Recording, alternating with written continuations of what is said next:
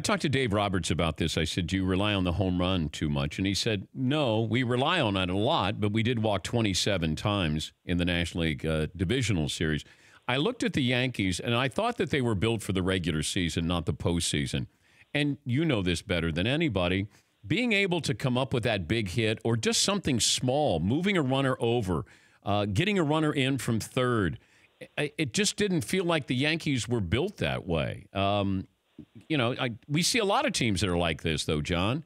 So I wonder where there is a place for that in baseball and how important. And I feel like there's something going to happen in this postseason, whether it's the championship series or the World Series, where something small will decide who wins it all. I really believe that. And we get caught up in strikeouts and home runs, and it still feels like there's nuance here that some of these teams don't factor in.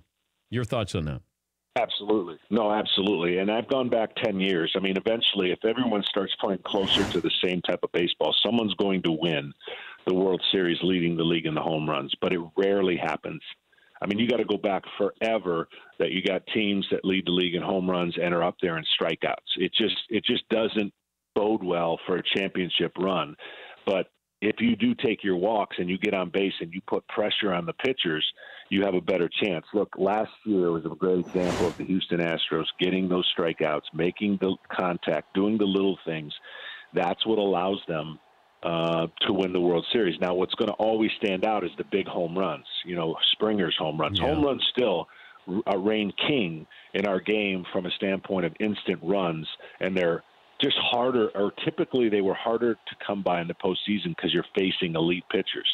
But when every guy in the lineup now, or the potential of guys hitting home runs are in the lineups, you're going to run into more of those, so that's going to still stick out. But I still totally agree with you that the team with the least amount of selfish at-bats, and I'm talking about a selfish at-bat to me is defined as run around third, less than 2 outs, and you're still trying to hit a home run.